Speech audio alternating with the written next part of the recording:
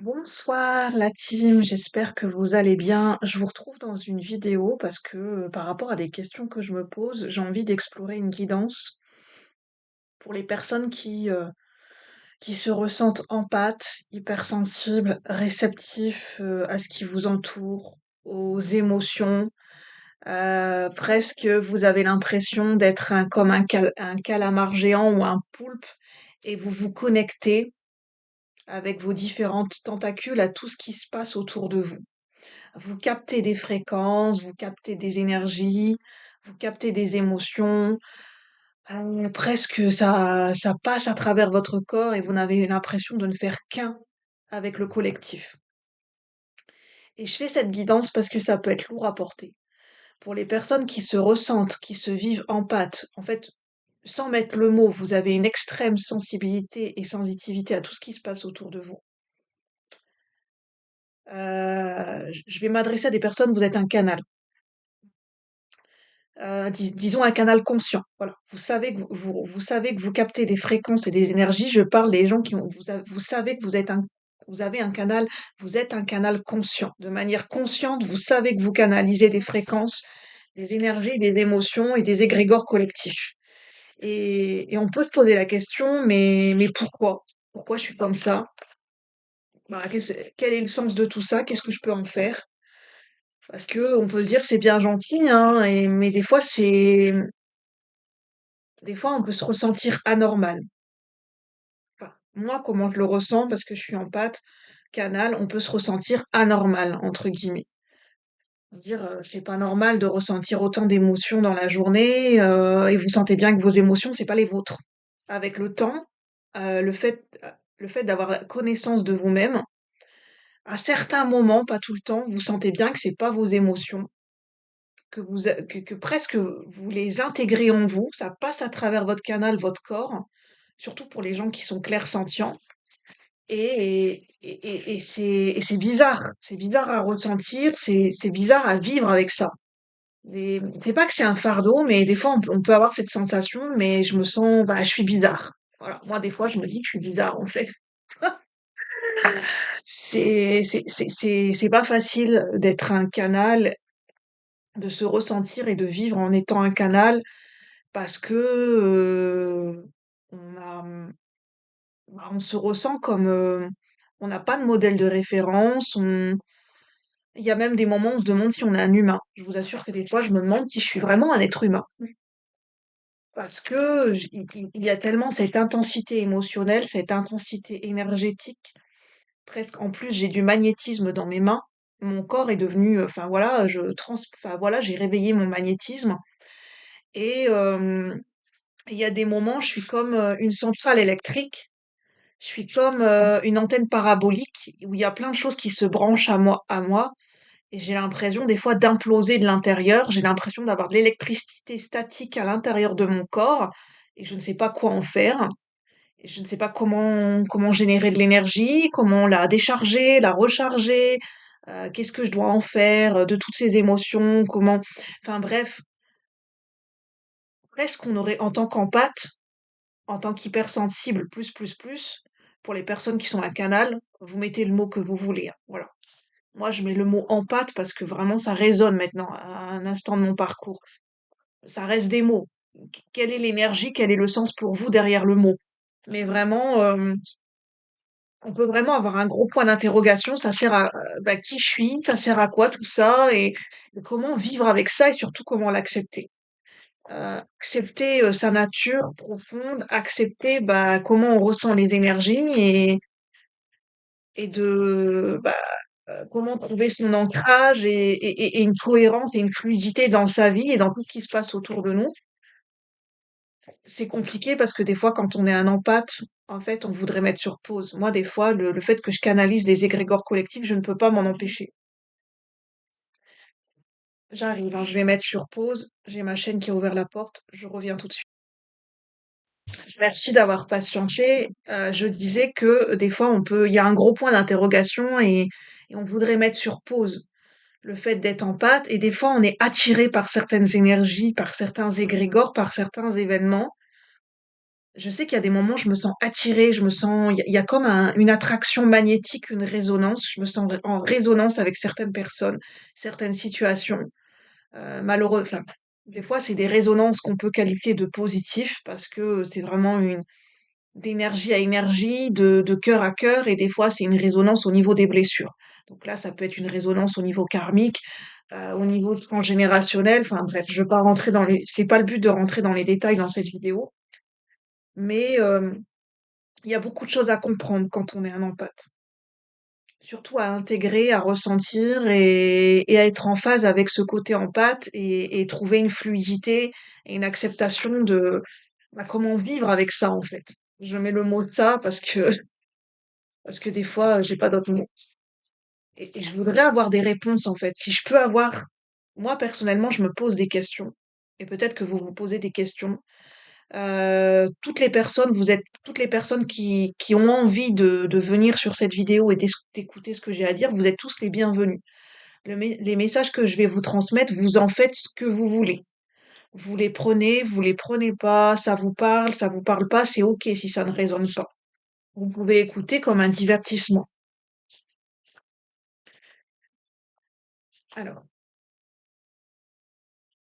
en fait, ce qui est difficile quand on est un empath, c'est de ne pas s'accrocher à l'énergie, au ressenti. Quand on est en train de canaliser, quand on est en train de ressentir une émotion qui nous appartient pas, qui des fois ça vient carrément d'un égrégore ou d'un collectif large, de pas se laisser. En fait, j'ai l'impression qu'en tant qu'empath, des fois, je me laisse happer.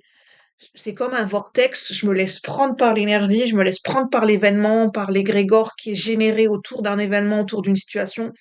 Et j'ai du mal à prendre du recul et à ne à pas me laisser magnétiser, à pas me laisser prendre dans ce vortex.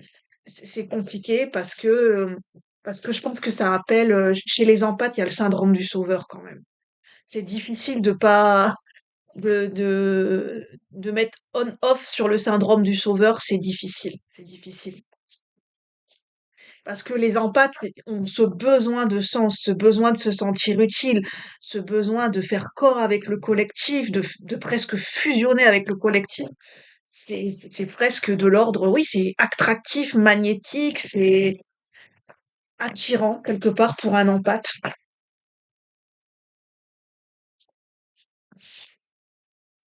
Un empathe, quand il regarde les actualités, enfin, c'est mon ressenti, c'est ce que je ressens.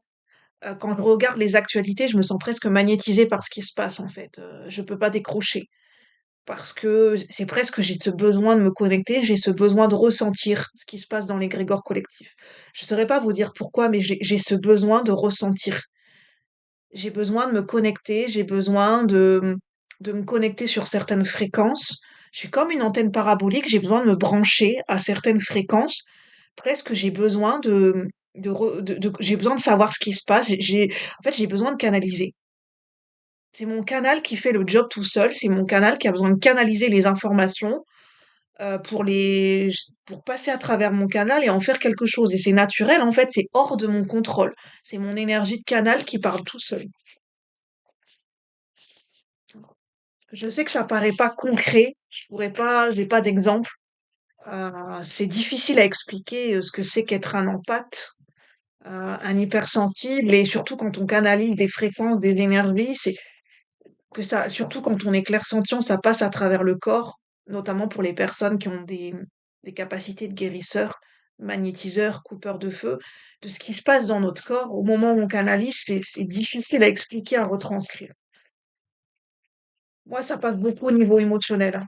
Quand je canalise, la porte d'entrée chez moi, c'est par les émotions. Alors, le mode d'emploi pour les empathes. Je vais demander ça comme ça. Pour nous comprendre, pour accepter, pour cohabiter avec cette énergie d'empathie et pour retrouver son intégrité, pour retrouver son identité. C'est vraiment ça. C'est des pistes de réflexion. C'est vraiment un ancrage pour vraiment la voie à suivre pour retrouver son identité quand on est un empathe. La voie à suivre pour retrouver son identité quand on est un empathe. Ah, c'est marrant. J'adore les cartes. Je vous ai parlé du pouvoir de l'attraction. Et là, clairement, on a la sirène. La sirène, elle attire. Elle a cette vibrance, elle a cette vibration d'attirer à elle. Elle est magnétique. Elle, de par son chant, de par sa beauté, elle attire les marins pêcheurs, vers elle, en fait. Presque, ils sont tellement hypnotisés qu'en fait, on dit que c'est la légende qu'il y a des marins pêcheurs qui se noient. Ils sont entraînés dans les fonds par les sirènes, en fait. Tellement leur chant est hypnotique qu'on perd presque, on est déconnecté, on est hypnotisé. Il y a le côté empathe, c'est être hypnotisé par nos émotions. Ah, c'est ça, voilà, je comprends mieux la difficulté quand je ressentais cette difficulté quand on est en pâte. Présentement, je la ressens. Je suis littéralement hypnotisée par mes émotions. Mes émotions, c'est comme si elles me chantent un chant, que j'ai presque envie de me laisser aller à mes émotions, j'ai envie de m'y baigner. Je suis comme la sirène, c'est comme si j'avais besoin de me baigner dans mes émotions en permanence. Cet univers émotionnel, c'est comme ma matrice. Vous savez, c'est comme la matrice de l'utérus. Bah, moi, les émotions, c'est ma matrice. C'est mon cocon, c'est, je me retrouve, enfin, je retrouve une sensation de sécurité en baignant dans mes émotions. Je me retrouve, en fait, quand je baigne dans mes émotions, je retrouve mon identité. Mais après, le problème, c'est que j'arrive pas à revenir dans le moment présent, j'arrive pas à revenir à mon quotidien, à ma vie. J'ai besoin de baigner en permanence, j'ai besoin de baigner dans mes émotions. Parce que c'est mon énergie naturelle, un de mes éléments principaux, c'est l'élément eau, c'est les émotions. Je ne peux pas faire, en fait, un empathe ou un hypersensible. En fait, il faut bien comprendre que H24, il canalise des émotions tout le temps. Son langage premier, c'est l'émotion. On parle avec les émotions, on boit émotion, on dort émotion. En fait, notre langage, il est symbolique. Il est dans la créativité, il est dans l'imaginaire, il est dans l'inconscient. Les empathes, c'est ça la difficulté de cette déconnexion et de se laisser happer, c'est qu'on est très, notamment moi en ce moment, en fait, on est très connecté à l'inconscient collectif. On est branché en permanence sur l'inconscient collectif. Ce qui se joue en arrière-plan. L'inconscient collectif, c'est tout ce qui est culturel, c'est tout ce qui est symbolique, c'est les images qui parlent de façon universelle à tout le monde. C'est la symbolique universelle. Derrière un événement, c'est quoi la symbolique universelle? C'est presque un empathe. Un empathe, il peut pas s'empêcher il passe son temps à décoder chaque événement, à analyser par les émotions. Il va décoder chaque émotion. Il va décoder ce qui se passe dans le collectif. Il va vraiment se brancher dans l'inconscient collectif. Il a besoin de trier les informations. Un empathe ne fait que ça. Et c'est invisible. C'est pour ça on ne peut c'est difficile à comprendre pourquoi une personne empathe, elle est plus facilement fatiguée qu'une personne qui n'est pas autant réceptive à tout ce qui se passe à l'extérieur d'elle. Parce qu'une personne qui est un empathe, elle a un canal H24. Elle réceptionne des informations universelles, enfin dans l'égrégore collectif, dans l'inconscient collectif, et elle retransmet, elle retranscrit, elle transmute, elle trie, elle fait ça, enfin bref, elle ne fait que, c'est un flux énergétique permanent. Je donne, je reçois, je canalise, je retransmets. Un empathe ne fait que ça. Enfin, ne fait que ça. Je pense qu'il peut canaliser cette énergie et la condenser et lui donner une direction, mais encore une fois, c'est très complexe parce que c'est sa nature profonde d'un empathe. Et c'est pour ça que c'est accepter quand on est happé par l'énergie. C'est de pas lutter. Je comprends mieux, en fait. Je comprends mieux pourquoi des fois je suis perdue en tant qu'empathe. C'est parce que des fois je suis en train de canaliser une énergie collective, une émotion qui n'est pas la mienne, par rapport à quelque chose que j'ai vu, que j'ai perçu, ou des fois c'est une prévision, c'est une anticipation. Et des fois, j'ai envie de me couper de ça parce que en fait, je ressens, je lutte contre mon côté empathe parce que je ressens que mon canal a envie de se brancher sur le collectif.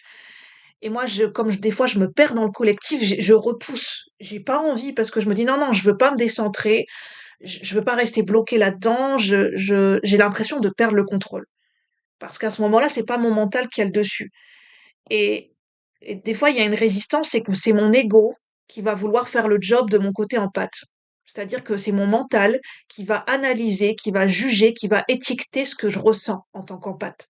Je vais canaliser une fréquence, une énergie, mais mon mental va analyser, va juger, va poser une étiquette sur ce que je ressens. Et ça bloque. La canalisation, ça bloque la canalisation, ça bloque en fait, c'est la transmutation, le fait que l'énergie, elle passe à travers mon corps et que je la laisse partir ou que je la retranscris. Le mental vient bloquer ce processus-là qui est normalement censé être naturel.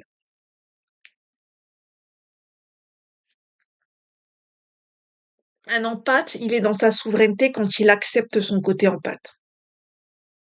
C'est de ne pas lutter quand on est en train de canaliser, se brancher à une fréquence collective ou se brancher à une fréquence, c'est vraiment c'est pas évident, mais c'est de pas lutter. Pour mieux canaliser, c'est en sortant de la lutte, du contrôle et de la résistance. Quand on résiste à son côté empathe, c'est là, en fait, où on se disperse et on se perd. C'est dans l'abandon et dans le laisser aller qu'on se trouve. C'est beau. Et en fait, ça demande de la discipline.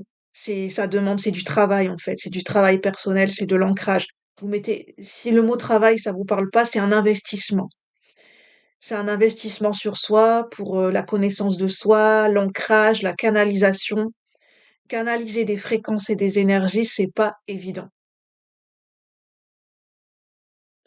Ça demande de la discipline, ça demande de la pratique. En fait, ça demande de la maîtrise et en même temps du lâcher prise. Ça demande de trouver le juste milieu entre l'intuition, la raison et le cœur. C'est vraiment, on est tout le temps des fois à la frontière, dans les extrêmes. C'est ça qui est compliqué, c'est que les empathes sont toujours à la limite, à la frontière, à la liserée.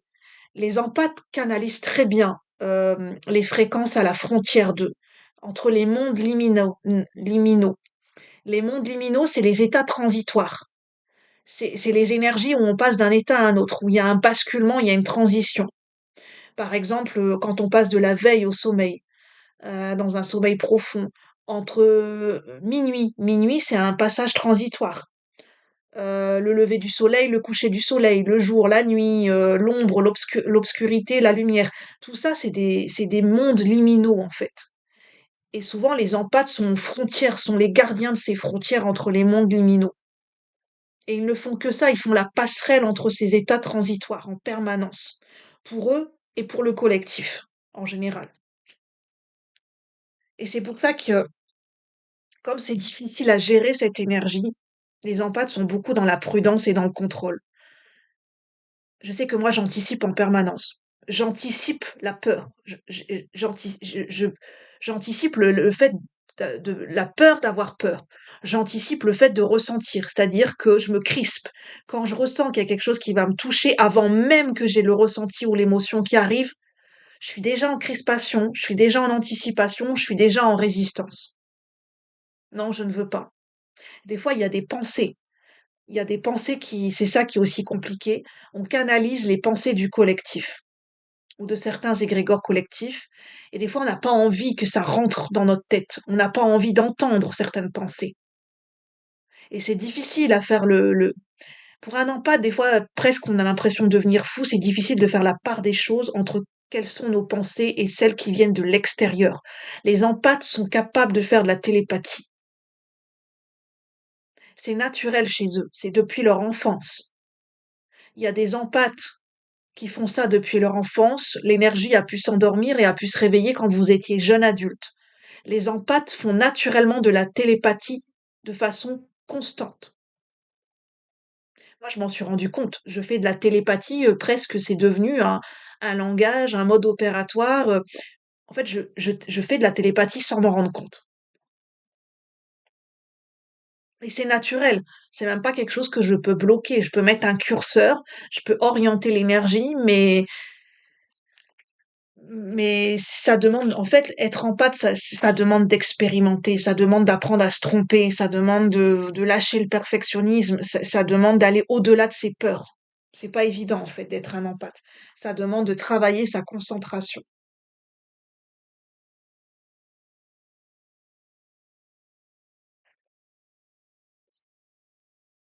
Bah, je crois que je vais en rester là parce que sinon je vais pas avoir d'autres messages. Je vais voir si je canalise d'autres messages. Être un empathe, ça demande à mettre des limites. Alors, en tant qu'être humain, on est là pour expérimenter les limites, apprendre à poser des limites avec soi-même et les autres. Mais d'autant plus une personne qui est empathe. Comme elle peut être éponge émotionnelle et se sentir vite envahie par les autres, par ce qui se passe à l'extérieur d'elle-même, par ses propres émotions, la personne empathe ou hypersensible doit apprendre à poser des limites au niveau de son corps, au niveau de ses émotions, au niveau des relations, de l'environnement extérieur, apprendre à couper, à trancher des liens. Je parle de liens énergétiques, hein. Hem, c'est vraiment apprendre c'est l'énergie de l'archange Michael, hein. Les empathes sont très reliés avec l'énergie de l'archange Michael parce qu'il y a vraiment cet apprentissage à couper des liens, à couper des nœuds karmiques, à mettre des limites, à dire stop, à mettre des frontières. Cet apprentissage, il est essentiel pour qu'un empathe puisse retrouver son centre, son identité, le sens de qui il est, le sens de sa vie. C'est primordial. Et tant que la leçon n'est pas en fait, tant que cet apprentissage ne peut pas être intégré, hem, bah, une personne empathique ou hypersensible, elle est toujours perdue dans ses émotions confuses et bah, il y a toujours cet état de confusion, en fait. Entre état de lucidité en fait, la personne empathique, quand elle a pas encore acquis cet apprentissage, elle voyage, elle bifurque, elle bascule. Elle est toujours à la limite entre état de lucidité, état de conscience et état de confusion, état où on est imbibé des émotions des autres, on est éponge émotionnelle et on est perdu. On est perdu dans l'océan des émotions et de l'inconscient collectif en permanence. Et ça demande à chaque fois, comme la baleine, à chaque fois de revenir à la surface et on replonge. Un empathe ne fait que ça. C'est comme une baleine, il plonge dans l'inconscient collectif, il plonge dans les émotions. Hop, pour aller chercher et se brancher sur une fréquence, sur une canalisation et remonte à la surface. Il y a tout le temps ces mouvements de va et de vient, en fait, comme les reflux des vagues avec les empathes. Je suis désolée, j'ai parlé vite, je ne sais pas pourquoi, mais j'ai débité. Et en fait, on me dit que le ton de voix que j'ai utilisé, le débit, c'est à l'image de ce qu'une personne empathe hypersensible reçoit comme information, comme énergie, comme fréquence, comme émotion, tout ce qu'elle peut recevoir, des fois, en un instant ou au cours de sa journée. Ça fuse, ça débite. La personne empathe, elle est en 5G en permanence. C'est la personne empathe, dites-vous bien, pour avoir une image, c'est un câble Wi-Fi. C'est une antenne parabolique, c'est-à-dire qu'elle est toujours branchée. Donc forcément, c'est comme de l'électricité statique. À un moment donné, ça implose de l'intérieur parce qu'il y a besoin de débrancher. C'est comme des prises de terre et il y a besoin, c'est comme du magnétisme aussi, il y a besoin de se décharger de ce surplus d'énergie dans la terre, en marchant ou en posant ses mains dans la terre et vraiment avoir cette intention et cette visualisation de décharger le surplus d'énergie dans la terre. Je me suis rendu compte que mon magnétisme pouvait se retourner contre moi. Si je n'utilise pas mon magnétisme, si je ne libère pas l'énergie qui a en trop dans mon corps, en dansant ou de manière consciente ou en faisant une action qui oriente mon magnétisme pour avoir l'intention de l'utiliser ou de la libérer. En faisant, par exemple, des fois, je me fais des massages sur moi-même, en fait, hein, ou en faisant une activité manuelle ou créative, ça permet d'utiliser mon magnétisme, ou en faisant de la danse, ou en allant dans la nature enfin, voilà, en faisant quelque chose qui me permette de décharger mon énergie quand il y a un surplus d'énergie. C'est important pour les personnes en pâte, ressentir quand vous êtes déchargé et qu'il faut recharger la batterie en énergie et les moments où vous êtes en trop, en excès d'énergie. Il y a un trop plein d'énergie qui a été accumulé, qui n'a pas été utilisé. Ça demande de doser à chaque fois. Est-ce que vous êtes en hypersensibilité ou en hyposensibilité? Les empathes, c'est pas facile parce qu'on est toujours dans les extrêmes et que le juste milieu ou l'équilibre pour une personne empathe n'est pas le même que pour d'autres personnes qui ne le sont pas. C'est ça la clé. C'est de comprendre que votre équilibre intérieur, votre équilibre énergétique ne peut pas être le vous pouvez pas le calquer sur quelqu'un d'autre. C'est pour ça que ça demande à bien ressentir et comprendre sa propre énergie quand on est une personne en pâte. Et quels sont les déclencheurs pour nous, les déclencheurs émotionnels. Sur ce, je vais en rester là. Dites-moi si ça vous a parlé, si ça a résonné, si ça a pu vous aider. Si vous avez d'autres questions, vous pouvez me les poser dans les commentaires ou sur mon mail julielasensible@gmail.com. Vous pouvez liker si vous souhaitez soutenir la chaîne. Je vous en remercie. Vous pouvez vous abonner si le cœur vous en dit, vous résonnez avec mes partages, mon énergie. Et puis moi, je vous retrouve bientôt pour de nouvelles guidances. À bientôt la team. Pour tous ceux qui étaient présents, merci à vous d'avoir été là. Et puis, une bonne soirée. Merci.